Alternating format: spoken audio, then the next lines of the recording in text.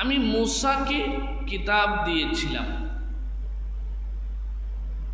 ওয়াজআলনা মাআহু আখাহু হারুন ওয়াজিরা,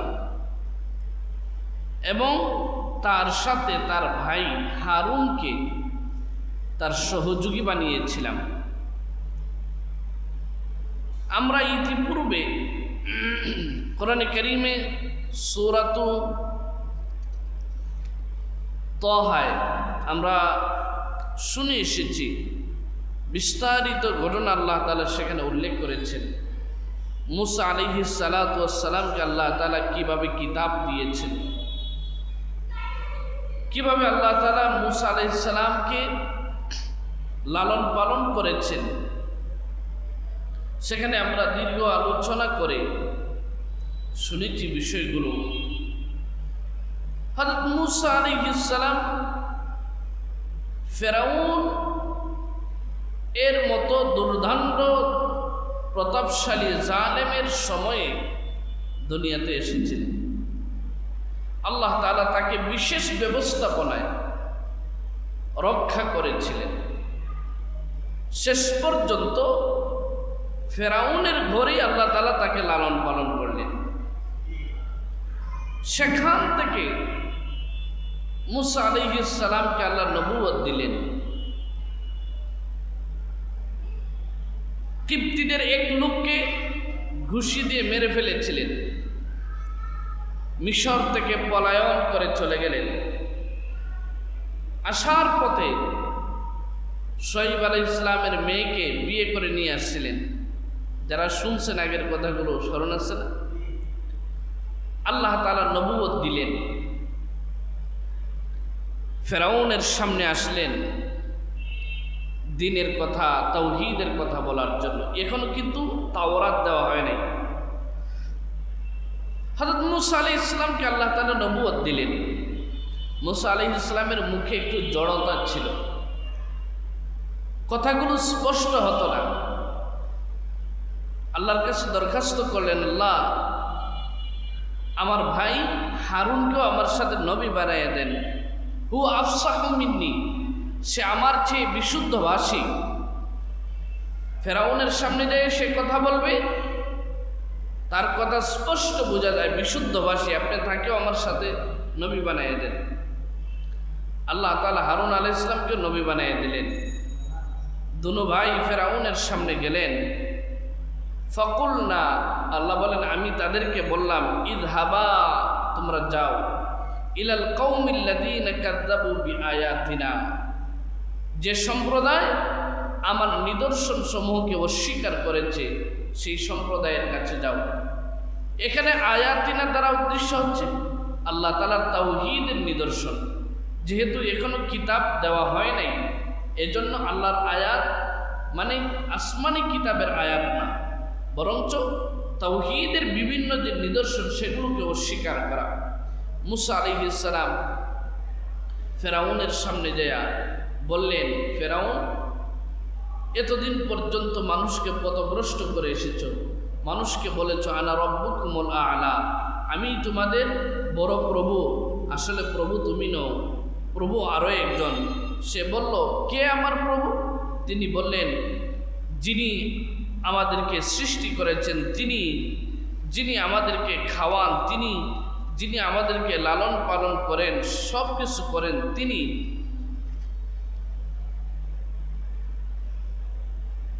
ফেরাউন বলল, ফামার রব্বুকুম ইয়া মূসা, আমি যদি রব না হই তোমাদের রব কে? সূরা তাহা আলোচনা গেছে।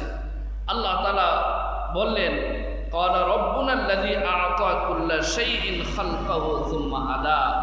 মূসা আলাইহিস সালাম বললেন যে আমার রব হচ্ছেন তিনি, যিনি প্রত্যেক বস্তুকে সৃষ্টি করেছেন এবং তাকে তার উপযোগী পথ নির্দেশনা দিয়েছেন, তিনি হলেন আমার রব।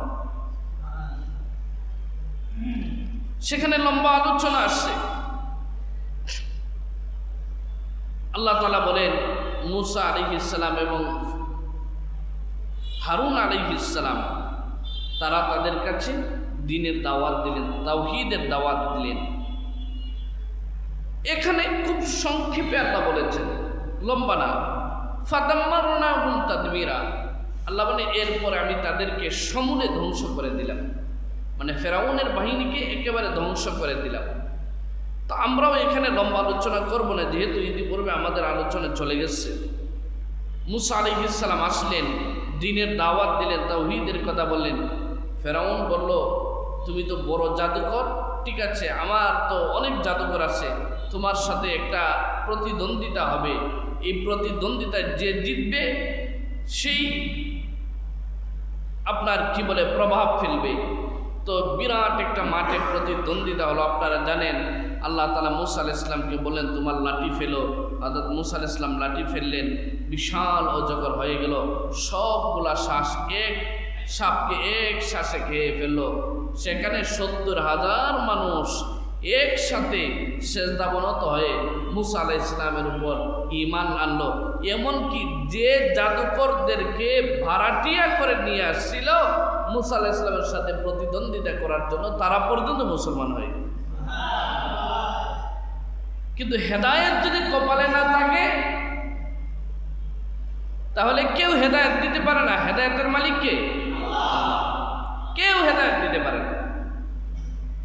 আর জালেমদের একটা স্বভাব হলো, আল্লাহ তাআলা জালেমদেরকে বারবার সতর্ক করেন, কিন্তু জালেমরা সতর্ক হয় না, বরং আরো অহংকারী হয়ে ওঠে। এটা হলো জালেমদের স্বভাব। সে আরো অহংকারী হয়ে উঠল। মুসা, তোমাকে আরো বড় ধরনের কঠিন পরিস্থিতির সম্মুখীন হতে হবে। যাই হোক, এক পর্যায়ে মুসা আলাইহিস সালামকে আল্লাহ তাআলা নির্দেশ দিলেন যে আন আসরি ইবাদি, যে মুসা তুমি আমার বান্দাদেরকে নিয়ে রাতের বেলা চলে যাও, মিশর থেকে বের হয়ে যাও। মুসা আলাইহিস সালাম তাদের সবাইকে নিয়ে বের হয়ে গেলেন। ফেরাউন পিছনে ধাওয়া করলো। ফেরাউন এবং তার সমুদয় সবাইকে আল্লাহ তাআলা ভূমধ্য সাগরে পানিতে ডুবিয়ে তাদেরকে মেরে ফেললেন, ধ্বংস করে দিলেন। এবং ফেরাউনকে বললেন যে ফেরাউন, অনেক জালেমদেরকে ছাড়ছি, তোমাকে ছাড়ব না। তোমার লাশটা কিয়ামত পর্যন্ত মানুষের জন্য নিদর্শন করে রাখব। তোমার লাশ পচবে না, গলবে না, কোনো কিছুই হবে না। কিয়ামত পর্যন্ত হাজার হাজার মানুষ দেখবে এবং জালেমরা তোমার থেকে শিক্ষা নিবে। কিন্তু মুশকিল হলো কি, ওই আগেই বলেছি, জালেমদের স্বভাব হলো এরা শিক্ষা নেয় না। জালেমদের স্বভাব হলো শিক্ষা নেয় না। এখনো মিশরে বলা হয়ে থাকে ফেরাউনের সেই লাশ মমি আকারে এখনো আছে, কিন্তু জালেমদের কি হয় না, শিক্ষা। আল্লাহ তাআলা বলেন ফাদাম্মারনাহুম তাদবীরা, আমি তাদেরকে সমূলে ধ্বংস করে দিলাম। এরপর আল্লাহ তাআলা বলছেন ওয়া কওমা নূহিল লাম্মা কাযযাবুর রুসুল, এবং নূহ এর সম্প্রদায়, নূহ আলাইহিস সালামের সম্প্রদায়, লাম্মা কাযযাবুর রুসুল, যখন রাসূলদেরকে মিথ্যা প্রতিপন্ন করলো, আগরাকনাহুম, আমি তাদেরকে পানিতে ডুবিয়ে দিলাম। ওয়া জাআলনাহুম লিন-নাসি আয়া, এবং সমগ্র মানব জাতির জন্য তাদেরকে নিদর্শন বানালাম। নূহ আলাইহিস সালামের কথা আপনারা জানেন, দীর্ঘ ৯৫০ বছর পর্যন্ত, কত বছর? ৯৫০ বছর পর্যন্ত নূহ আলাইহিস সালাম রাত দিন মেহনত করে নূহ আলাইহিস সালাম মানুষকে দ্বীনের দাওয়াত দিচ্ছেন। ৯৫০ বছর, ১-২ বছর না, ৯০০ বছর পর্যন্ত নূহ আলাইহিস সালাম দাওয়াত দিচ্ছেন। ক্বালা রাব্বি ইন্নী দাউতু কওমি লাইলা ওয়া নাহারা, হে আল্লাহ, আমি দিন রাত আমার সম্প্রদায়কে দ্বীনের দাওয়াত দিছি। ফালাম ইয়াজিদহুম দুআই ইল্লা ফিরারা, আল্লাহ আমার দাওয়াত এদের শুধু পলায়নই করে। আমি যখন দাওয়াত দিতে যাই আমাকে দেখেই এরা পলায়ন করে। কি বলেন, আছে না নাই? জামাতের এই যে আজকেও গাছত হয়েছে, গাছতের দিন যখন লোকজন গাছত করতে যায়, ভাই একটু নামাজে আসেন, দেখবেন যে তাবলীগের মানুষ, গাছতের মানুষ দেখি কিছু মানুষ আস্তে করে সরে যায়। কথা ঠিক কিনা? আস্তে করে সরে যায় কেন? যে দেখলে পরে পাইলেই তো তো দিনের দাওয়াত দিবে, আবার যদি মসজিদে যেতে হয়, এজন্য আস্তে করে সরে যায়। তো নূহ আলাইহিস সালাম বলছেন যে এদেরকে দিন রাত আমি দাওয়াত দিচ্ছি, কিন্তু কোনো কাজ হচ্ছে না, এরা শুধু ভাগে পলায়ন করে। শুধু এতটুকুই না, ওয়া ইন্নী কুল্লামা দাউতুহুম লিতাগফিরা লাহুম, আর আমি যখন তাদেরকে ডাকি, আহ্বান করি যে আপনি তাদেরকে মাফ করে দেবেন হে আল্লাহ, তখন এরা আমার দাওয়াত তো শুনি না, জালু আসাবিআহুম ফি আযানিহিম, আমার কথা যাতে না শুনে কানে আঙ্গুল দিয়ে দেয়। ওয়াস্তাগশাউ সিয়াবাহুম, চেহারার উপরে কাপড় দিয়ে দেয় যাতে করে নূহ আলাইহিস সালামকে দেখতে পায় না। আল্লাহ সুবহানাহু ওয়া তাআলা বলেন কাযযাবার রুসুল, এরা নূহ আলাইহিস সালামকে অস্বীকার করল। 950 বছর পর্যন্ত নূহ আলাইহিস সালাতু ওয়াস সালাম দাওয়াত দিলেন। ওয়া মা আমানা, এদের অনেক মানুষ, কত মানুষকে হযরত নূহ আলাইহিস সালাম 950 বছর পর্যন্ত দাওয়াত দিলেন, কিন্তু এরা হযরত নূহ আলাইহিস সালামের উপর ঈমান আনলো না। ওয়া মা আমানা মাহু ইল্লা কালিল, অল্প সংখ্যক মানুষ নূহ আলাইহিস সালামের উপর ঈমান আনছে। তাফসীরে কিতাবে আসছে মাত্র 80 জন মানুষ। কয়জন? বছরে যদি একজন হইতো তাহলে 950 মানুষ হইত। হযরত ইবনে আব্বাস রাদিয়াল্লাহু আনহু থেকে বর্ণিত মাত্র 80 ফরদা, মাত্র 80 জন মানুষ নূহ আলাইহিস সালামের উপর ঈমান আনছে। 950 বছর পর্যন্ত দাওয়াত দিচ্ছে, দিন রাত দাওয়াত দিচ্ছে, দাওয়াত দিতে দিতে দিতে দিতে ক্লান্ত হয়ে গেছে। এরপরে একবার আল্লাহর কাছে দোয়া করছে, আল্লাহ রব্বি লা তাযার আলাল আরদি মিনাল কাফিরিনা দাইয়ারা, এদেরকে দাওয়াত দিলাম, দাওয়াত তো মানেই না। ওয়া মাকারু মাকরান কুব্বারা, আমার বিরুদ্ধে বিভিন্ন ষড়যন্ত্র করে আমাকে শেষ করে দেওয়ার জন্য, ধ্বংস করে দেওয়ার জন্য, মেরে ফেলার জন্য আমার বিরুদ্ধে ষড়যন্ত্র করে। আল্লাহ তুমি আর তাদের একজনকেও রাখিও না, তাদেরকে ধ্বংস করে। নূহ আলাইহিস সালাম বদদুয়া করে ফেললেন। নবীদের দোয়া যেমন সরাসরি কবুল, নবীদের বদদুয়াও সরাসরি কবুল। তো কথায় কথা আবার একটা কথা বলি, নূহ আলাইহিস সালাম দোয়া করছেন, আল্লাহ তাআলা কবুল করে নিয়েছেন। আমি একদিন কাকে জানি বলছিলাম যে দেখেন বিভিন্ন পেট ব্যথা, মাথা ব্যথা, এই সেই হইলে আমাদের কাছে আসেন যে হুজুর একটু পানিতে একটু ফু দিয়ে দেন। এই আশাই তো আসেন যে ফু দিলে ভালো হবে। হুজুরদের ফু দিলে যেমন অসুখ ভালো হয়, আবার বেশি উল্টা পাল্টা করলে ফু দিলে কিন্তু অসুখ হওয়ারও আশঙ্কা আছে। কথা ঠিক কিনা? এটা একটা জাস্ট ফান করে বললাম। তো হযরত নূহ আলাইহিস সালাম আল্লাহর কাছে দোয়া করছে, দোয়া ডাইরেক্ট কবুল। নবীরা যদি কারোর জন্য ভালোর জন্য দোয়া করে সরাসরি কবুল, কারোর জন্য যদি বদদুয়া করে এটাও কবুল। মা বাবা যদি সন্তানের ভালোর জন্য দোয়া করে এটাও কবুল। মা বাবা যদি সন্তানের আপনার পর বদদুয়া করে এটাও আল্লাহর কাছে কবুল হয়ে যায়। নূহ আলাইহিস সালাম 950 বছর পর্যন্ত দাওয়াত দিলেন, মাত্র 80 জন মানুষ ঈমান আনলো। নূহ আলাইহিস সালামের উপরে ঈমান আনলো, আর সবাই প্রত্যাখ্যান করলো। প্রকারান্তরে এরা নূহ আলাইহিস সালামের বিরুদ্ধে ষড়যন্ত্র করলো। ওয়া মাকারু মাকরান কুব্বারা, নূহ আলাইহিস সালাম আল্লাহর কাছে দোয়া করলেন, রব্বি লা তাযার আলাল আরদি মিনাল কাফিরিনা দাইয়ারা। নূহ আলাইহিস সালাম আল্লাহর কাছে দোয়া করলেন, আল্লাহ পৃথিবীতে আর একটা কাফেরকে আপনি বাঁচিয়ে রাখবেন না, সবগুলা কাফেরকে ধ্বংস করে দিন। নূহ আলাইহিস সালামের দোয়ার পরে আল্লাহ তাআলা আকাশ থেকে বৃষ্টি বর্ষণ করা শুরু করে দিলেন। জমিন থেকে পানি উদ্গত হওয়া শুরু হয়ে গেল। আস্তে আস্তে পানি বাড়ছে, প্রচণ্ড বৃষ্টি হচ্ছে, একটু একটু করে পানি আসছে। নূহ আলাইহিস সালাতু ওয়াস সালাম দেখতেছেন। আল্লাহ তাআলা আগেই বললেন, আযাব যখন শুরু হয়ে যাবে কাউকে কিন্তু ডাকতে পারবা না, তোমার সন্তানও যদি হয় তাকে কিন্তু বাঁচানোর চেষ্টা করতে পারবা না। নূহ আলাইহিস সালাতু ওয়াস সালাম এক পর্যায়ে যখন দেখলেন আযাব বেশি যাচ্ছে, পানি শুধু বাড়ছে আর বাড়ছে, নূহ আলাইহিস সালাম তার সন্তানকে ডাক দিলেন, সন্তান আসো, যদি বাঁচতে চাও আমার সাথে নৌকায় ওঠো। সে বলল, না, সাআউই ইলা জাবালি ইয়াসিমুনি মিনাল মা, পাহাড়ে উঠে যাব, পাহাড় আমাকে রক্ষা করবে। মনে রাখবেন, আল্লাহর আযাব যদি চলে আসে তাহলে একমাত্র আল্লাহর দয়া ছাড়া আর কেউ রক্ষা করতে পারে না। আল্লাহর আযাব যদি আসে তাহলে আযাব থেকে বাঁচার জন্য আল্লাহর দয়া দরকার, এছাড়া আর কোনো উপায় নেই। আল্লাহ বলেন ফাদাম্মারনাহু, আল্লাহ বলেন ওয়াজআলনাহুম লিন-নাসি আয়া, আমি তাদেরকে মানুষদের জন্য নিদর্শন বানালাম। ওয়া আ'তাদনা লিয-যালিমিনা আযাবান আলীমা, এবং জালেমদের জন্য আমি তৈরি করছি আযাবান আলীমা,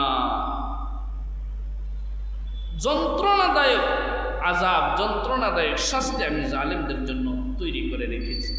ওয়া আদম ওয়া সামুদ, আল্লাহ তাআলা আরো বলছেন, আরো কিছু জালেমদের কথা শুনেন। ওয়া আদ সম্প্রদায়, ওয়া সামুদ সম্প্রদায়, ওয়া আসহাবার রাসসি, এবং রাস এর অধিবাসীরা। আদ সম্প্রদায় কারা? আদ সম্প্রদায়ের কথা আল্লাহ সুবহানাহু ওয়া তাআলা কোরআনে কারীমে বিভিন্ন জায়গায় উল্লেখ করেছেন। সূরাতুল আরাফে আল্লাহ তাআলা লম্বা করে এই আদ এবং সামুদ জাতির কথা আল্লাহ তাআলা সেখানে উল্লেখ করেছেন, যে আদ এবং সামুদ জাতি কি করেছিল আল্লাহ সুবহানাহু ওয়া তাআলা সেখানে লম্বা করে আলোচনা করেছেন। যে আদ সম্প্রদায়ের দিকে আল্লাহ তাআলা হযরত হুদ আলাইহিস সালামকে পাঠিয়েছিলেন। কাকে? হুদ আলাইহিস সালাম। হুদ আলাইহিস সালাম আদ সম্প্রদায়ের মানুষ, এরা ছিল শক্তিশালী মানুষ, লম্বা মানুষ। বলা হয়ে থাকে আদ সম্প্রদায়ের মানুষ সর্বনিম্ন যে মানুষটা ছিল, এই মানুষটা ছিল সর্বনিম্ন ছিল 18 ফুটের মানুষ। কত? 18 ফুট লম্বা, 18 ফুট লম্বা, বড় বড় মানুষ ছিল।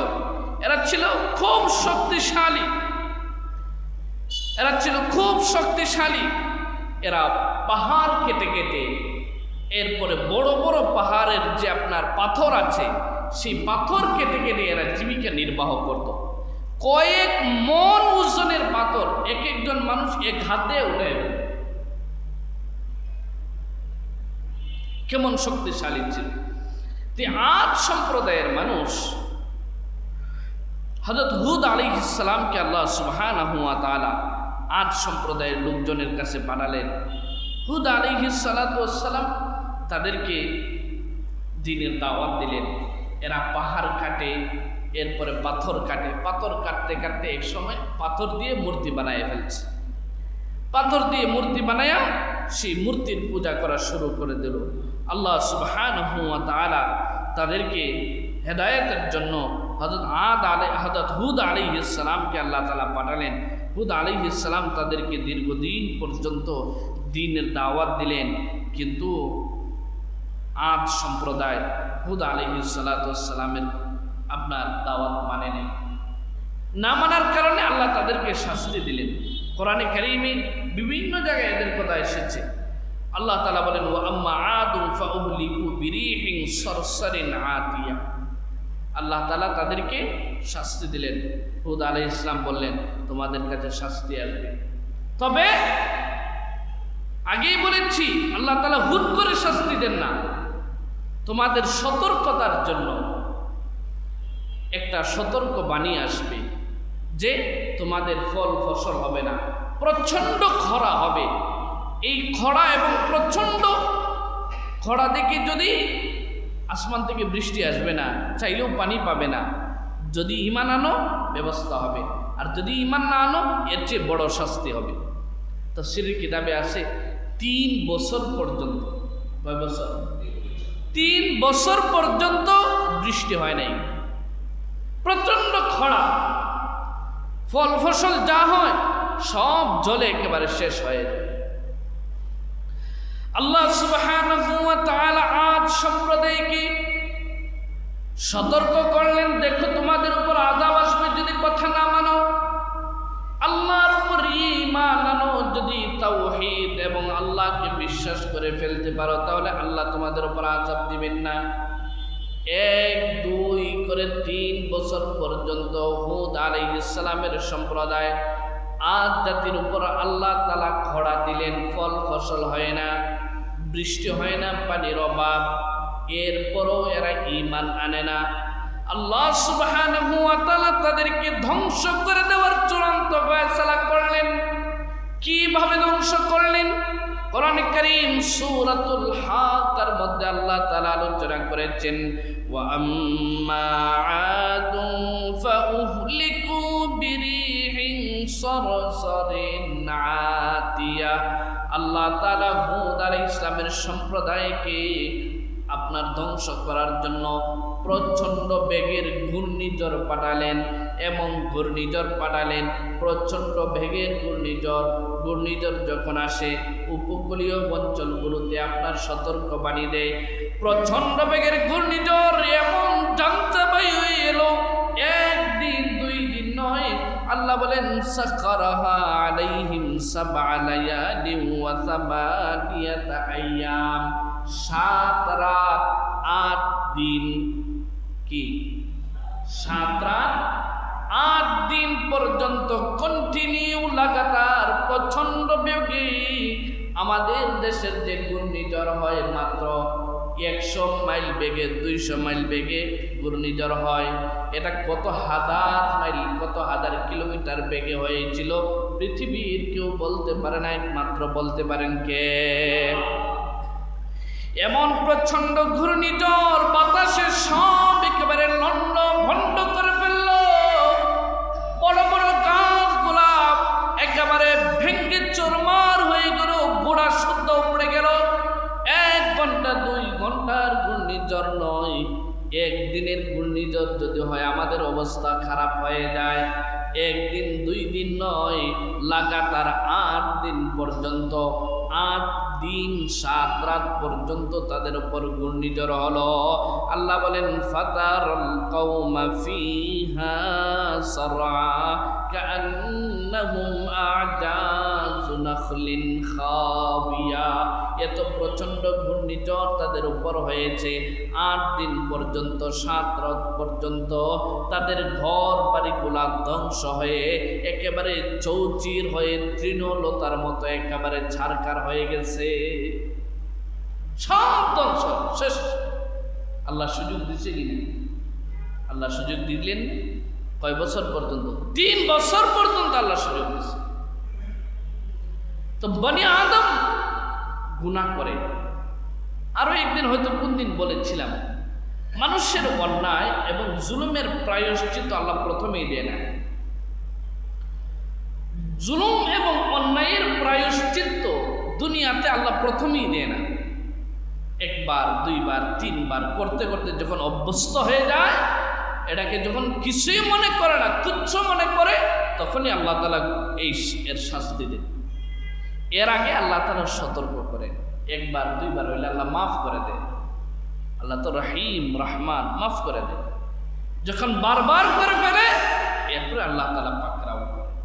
তো আদ সম্প্রদায় আল্লাহ তাআলা তাদেরকে 3 বছর সুযোগ দিয়েছেন, কিন্তু এরা শুধরায় নাই।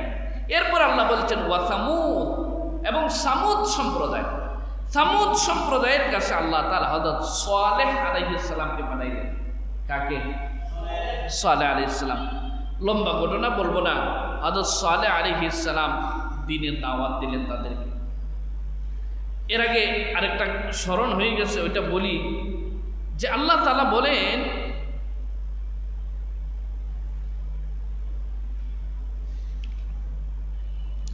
আলম দেখেন না যে আল্লাহ তাআলা আদ সম্প্রদায়ের মানুষদের সাথে কি করেছেন? ইরামাদাতিল ইমাদ, এরা প্রচণ্ড শক্তিশালী মানুষ ছিল। আল্লাতী লাম ইউখলাক মিসলুহা ফিল বিলাদ, আল্লাহ বলেন আল্লাতী লাম ইউখলাক মিসলুহা ফিল বিলাদ, এদের মতো শক্তিশালী এবং দৈহিক শক্তি সামর্থ্যের মানুষ তখনকার সময় আর কোথাও ছিল না। এমন শক্তিশালী মানুষ ছিল। সূরাতুল ফাজর আল্লাহ তাআলা বলছেন, কিন্তু শক্তি হলেই আল্লাহ তাআলার আযাব থেকে রক্ষা পাওয়া যাবে? বলেন, দুনিয়ার যে যত বড় শক্তিশালী হয়ে যাক, আল্লাহ তাআলার আযাব থেকে রক্ষা পাওয়া যাবে? আল্লাহর আযাব থেকে রক্ষা পাওয়া যাবে না। আল্লাহ তাআলা তো আমাদেরকে দেখায় দেন। এই তো আমাদের সামনে একটা গেল না করোনা, সারা পৃথিবী তো হয়ে গেছে, পৃথিবীর সব শক্তি নাস্তা নাবুদ হয়ে গেছে।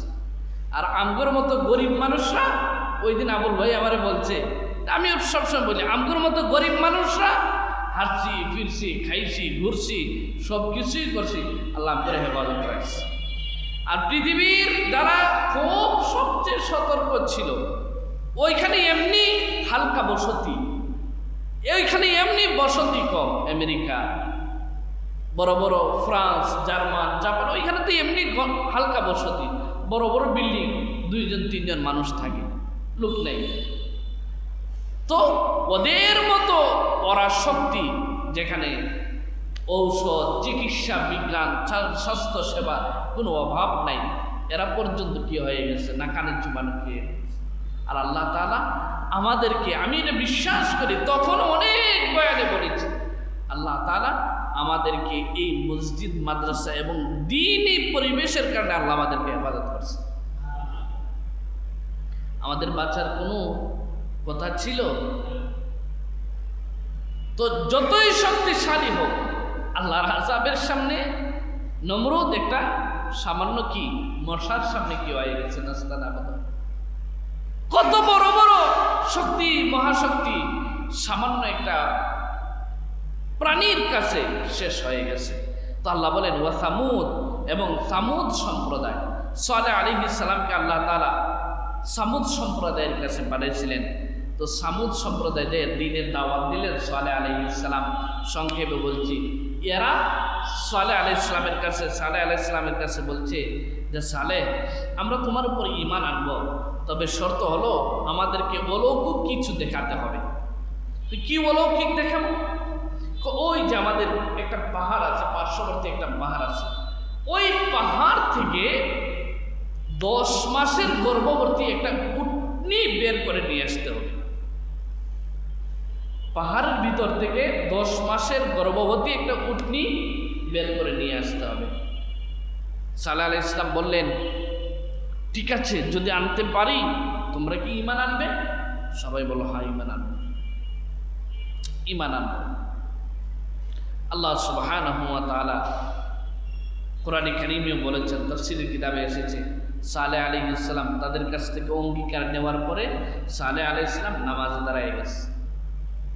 নামাজ পড়ে আল্লাহর কাছে দোয়া করছে, আল্লাহ, এরা বলছে যে যদি আপনি এই পাহাড় থেকে যদি একটা 10 মাসের গর্ভবতী একটা উটনি বের করে দেন, তারা ঈমান এনে ফেলবে। আল্লাহ, আমার ইজ্জত রক্ষার্থে আপনি এই অস্বাভাবিক ঘটনা ঘটায়। আল্লাহ সুবহানাহু ওয়া তাআলা এই বড় পাহাড়ের মধ্যে বড় একটা পাথর ছিল, এই পাথর হঠাৎ একটা বিস্ফোরণে ফেটে গেছে। ফেটে ওইখান থেকে একটা উটনি বের হয়েছে। সুবহানাল্লাহ বলেন, একটা উটনি বের হয়েছে, 10 মাসের গর্ভবতী। সালেহ আলাইহিস সালাম বললেন, তাহলে এখন ঈমান আনো। ও সালেহ কত বড় জাদুকর, পাহাড় থেকে উটনি বের করে ফেলছে। নাউজুবিল্লাহ বলে, ঈমান আনলো না, বিগড়ে গেল। আবার কিছু মানুষ ঈমান এনে ফেলল, কিছু মানুষ এই ঘটনা থেকে সাথে সাথে ঈমান আনলো, কিছু মানুষ বিগড়ে গেল। তো এই উটনি আসে, হযরত সালেহ আলাইহিস সালাম বললেন যে সাবধান সাবধান, দেখো এই যে উটনি, এটা সাধারণ কোনো উটনি না। এই যে উটনি, এটা কোনো সাধারণ উটনি না, এই উটনির সাথে ব্যবহার বিধিও তোমাদেরকে মেনটেন করে চলতে হবে। যেমন তেমন ব্যবহার তোমাদের করলে হবে না, বরঞ্চ হাদিহি নাকাতুল্লাহ লাকুম আয়া, এটা হচ্ছে আল্লাহ তাআলার বিশেষ একটা উটনি, এর মধ্যে আল্লাহ তাআলা তোমাদের জন্য নিদর্শন রাখছেন। ফাতাদারুহা তাকুলু ফি আরদিল্লাহ, তোমরা ছেড়ে দাও আল্লাহর জমিনে এটা খাবে পান করবে। ওয়ালা তামাসসুহা বিসুইন, সাবধান, খারাপ কোনো ইচ্ছা নিয়ে, মন্দ কোনো ইচ্ছা নিয়ে এটাকে ছুঁইতে পারবা। উটনি দিলেন, এত বিশাল উটনি, এটা সাধারণ মানুষের কূপ থেকে পানি উঠায়, ওই কূপ থেকে মানুষরা পানি খায়, আবার তাদের গৃহপালিত যে গবাদি পশু আছে ওই উটনি থেকে ওই আপনার কূপ থেকেও পানি খায়। কিন্তু মুশকিল হলো সালেহ আলাইহিস সালামের এই উটনি যখন পানি খায় সব পানি এক টানে শেষ করে ফেলে, আর একটু পানিও বাকি থাকে না, লোকজন কোনো পানি পায় না। মুশকিল আছে না নেই? মুশকিলে পড়ে গেছে। আরে বিপদ তো নিজের হাতে নাই, কেন না? রাজার হাতি যে আনছি, রাজার হাতি তো পালতে হবে। রাজার হাতি যে ছায়া আনছি, হাতি তো কি করতে হবে? পালতে হবে। হাতি তো আনলেই শুধু হবে না, এটাকে তো পালতে হবে। বনে ঘাস খাইতে যায়, মানে ঘাস খাইতে যায়, সব ঘাস একাই খেয়ে ফেলে, অন্য কিছুই রাখে না। কূপে পানি খায়, মুখ দিলে সব পানি একসাথে শেষ করে ফেলে। এরা পড়ছে বড় বিপদে। সালেহ আলাইহিস সালামের কাছে আসছে। সালেহ আলাইহিস সালাম বললেন, যাই হোক সাবধান, কিছু করতে পারবে না, যদি করো সব ধ্বংস হয়ে যাবে, যদি করো সব ধ্বংস হয়ে যাবে। আল্লাহ সুবহানাহু ওয়া তাআলা এরপরে হযরত সালেহ আলাইহিস সালামের কাছে এরা যখন বারবার আসে, সালেহ আলাইহিস সালাম একটা সিস্টেম করলেন। যে সিস্টেম কি? সিস্টেম হলো যে দেখো, হযরত সালেহ আলাইহিস সালাম সিস্টেম করলেন, যে সিস্টেম হলো এই কূপ থেকে পানি একদিন তোমরা আর তোমাদের উটনিগুলা খাবে, আর আরেকদিন খাইবে আমার এই উটনি। এদিন আর কারোর জন্য বরাদ্দ না, এদিন শুধু সেই খাবে। তাহলে আমরা সে যেদিন খাবে ওদিন তো কোনো পানি পাবো না, আমরা চলবো কিভাবে? সালেহ ইসলাম বলে দিলেন, তোমরা চলবে হচ্ছে যে ওই তোমাদের উটনি দুধ দিবে, ওই দুধ তোমরা পান করবে, যদি পাত্র টাত্র ধোয়ার প্রয়োজন পড়ে ওই দুধ দিয়ে ধুইবে, এরপরও পানি ধরতে পারবে না।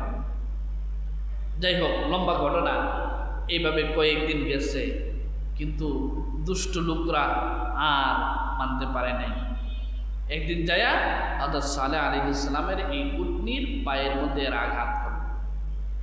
আল্লাহ সুবহানাহু ওয়া তাআলা বলেন, ওয়া সামুদ, এবং সামুদ সম্প্রদায়কে আমি ধ্বংস করে দিলাম। কিভাবে ধ্বংস করে দিলাম? বিকট একটা আওয়াজ হয়েছে, প্রলয়ঙ্কারী একটা আওয়াজ হয়েছে। এই আওয়াজে সবার কান ফেটে সবগুলা মরে একেবারে তছনছ হয়ে গেছে। সবাইকে আল্লাহ ধ্বংস করে দিয়েছে। ও আসহাবার রাসসি, এবং রাস এর অধিবাসী। রাস অধিবাসী মানে, রাসুল মানে হচ্ছে কূপ।